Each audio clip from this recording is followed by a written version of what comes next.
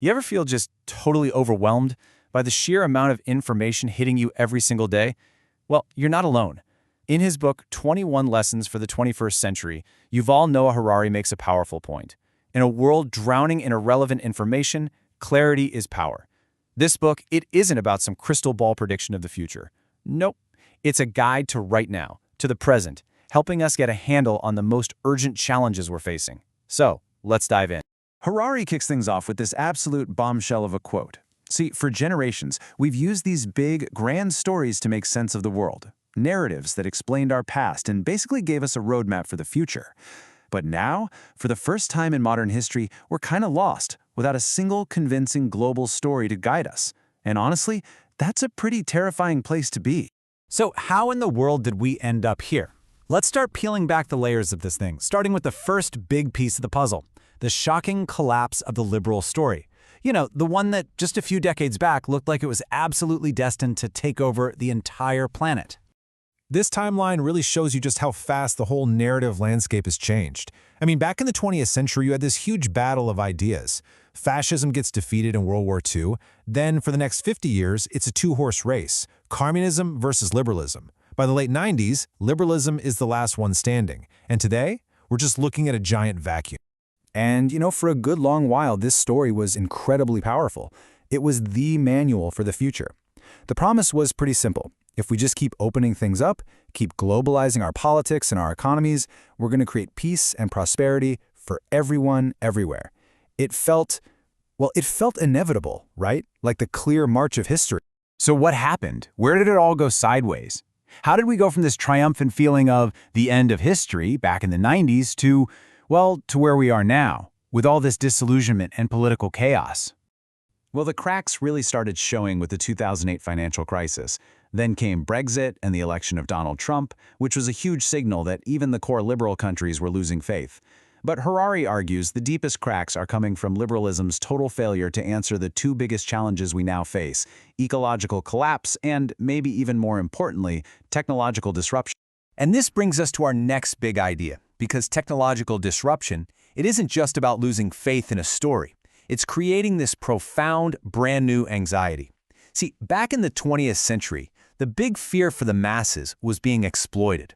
In the 21st, they fear something much, much worse. This slide just nails it, doesn't it? The great fight of the past was against exploitation, being used by the system. The new struggle, the one that's emerging right now, is against irrelevance, of not even being needed by the system at all. And that is a much harder and scarier battle to fight. Just think about it for a second. Old school 20th century propaganda, it was all about heroicizing the common worker, right? The farmer, the factory worker. But today's buzzwords, AI, machine learning, blockchain, they feel alienating. They aren't about the common person. It feels like something is happening to them, leaving them completely behind. Okay, it's a fair question. You're probably thinking, haven't we heard this all before? The Luddites were terrified that machines would take their jobs way back in the 19th century, and they were wrong. New jobs always popped up, so why should we believe that this time, with AI, it's actually any different? Well, here's why it's different. AI is a fundamentally different kind of beast. In the past, machines competed with our muscles, our physical skills. AI is now competing with our cognitive skills, with our ability to learn, analyze, communicate, and even understand human emotions. On top of that, it has these non-human superpowers, like being instantly updatable and connected into one giant integrated network. We just can't do that. And this is where it gets really wild, because when you start to merge information technology with biotechnology, you get something incredible: the power to hack the most complex and intimate system on the entire planet, a human being. Now, this is so interesting. It kind of redefines something we think of as sacred, our feelings. Harari argues that what we call free will, or our gut intuition, is really just billions of neurons making lightning-fast calculations. Feelings aren't magic. They're basically biological algorithms that have been fine-tuned by millions of years of evolution. And that is the absolute game changer. For all of human history, your inner world was a total black box. The KGB could follow you around 24/7, but they could never truly know what you were feeling. But an external algorithm, armed with enough of your biometric data and enough computing power, it can. And that means the whole idea of a private inner self, well, it might be coming to an end. And this process isn't some far-off sci-fi thing. It's already happening. Those biometric sensors on our phones and our watches, they're just the beginning. As these systems get better and better at turning our biological signals into data, they're going to learn to predict our choices and manipulate our desires with an accuracy that used to be pure science fiction. So let's take this to the final layer of the challenge. What happens when authority itself begins to shift away from our own feelings and over to these incredibly powerful data algorithms? We've actually been training for this shift for years without even realizing it. We don't really search for information anymore. We Google it. We don't navigate a new city. We just follow the GPS. And every single time we outsource a decision like that to an algorithm, we trust it a little bit more, and our own ability to make that decision gets weaker, like an unused muscle. So here's a question for you. This is no longer some hypothetical. An algorithm could soon analyze enormous data sets about different careers, relationships, and your own unique personality, and probably do it with way more objectivity than you can. So, when you're faced with one of life's biggest decisions, would you trust your own flawed gut feeling or the data-driven recommendation? It's a tough one.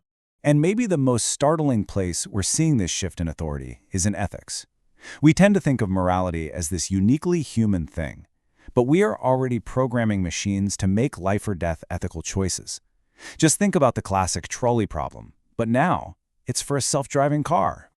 This table shows you exactly why we might end up choosing the machine. A human driver panics. We're guided by these ancient, savanna-honed instincts that are just not suited for a modern highway. But in AI, it can be programmed with the best ethical thinking from history's greatest philosophers, and it will follow that code perfectly, even under crazy pressure. The potential result? It could save 1 million lives a year. The philosophical consequence of all this is absolutely profound. As we hand over more and more of our decisions to algorithms, our whole concept of what life is might change. For centuries, we've seen life as a drama of individual choices. But what happens when that drama is over? We might become, as Harari puts it, just tiny little chips inside a giant, global data processing system. Which brings us right back to where we started. We are living in a moment of intense, disorienting bewilderment. The old stories that gave our lives meaning, whether it was religion or nationalism or liberalism, they're all crumbling under the weight of these new technological revolutions. And no new, coherent story has shown up yet to take their place. So, what on earth are we supposed to do? Well, Harari's advice is actually pretty simple. Don't panic. Panic comes from being smugly certain that you know what's coming, and it's always bad. Instead, he suggests we embrace bewilderment, just admitting we don't really understand what's happening. That's a much more humble and ultimately a more clear-sighted place to start from. And this, really, is the question that lies at the heart of everything we've talked about. As authority shifts from human feelings to data algorithms, as our private, inner lives are laid bare, and as our old sources of meaning just fade away, we are all forced to confront the most fundamental question there is. In this new world that we're building, what will it actually mean to be human?